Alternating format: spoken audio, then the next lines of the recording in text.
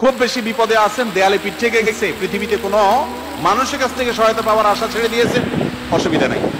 এই তিনটা আমলকে আপনি নিজের জন্য বাধ্যতামূলক করেন, ইনশাআল্লাহ তাআলা হেফাজত করবেন। জীবনে বহুবার আমি আমলটা করে দেখেছি, কঠিন কঠিন বিপদে আল্লাহ তাআলা কিভাবে উদ্ধার করেছেন আমি নিজে অবাক হয়ে গেছি। এক নম্বর হলো দোয়া ইউনুস, আরেকটা হলো ইস্তেগফার, ছোট ইস্তেগফার, আস্তাগফিরুল্লাহ আস্তাগফিরুল্লাহ।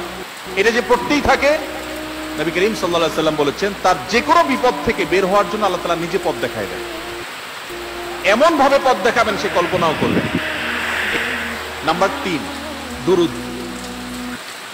দুরুদের ক্ষেত্রে হাদিসে একই কথা বলা আছে, যে ব্যক্তি দুরুদ বেশি বেশি পড়বে ওই ব্যক্তির সমস্ত পেরেশানি থেকে মুক্ত হওয়ার জন্য এই দুরুদ যথেষ্ট হয়ে যাবে।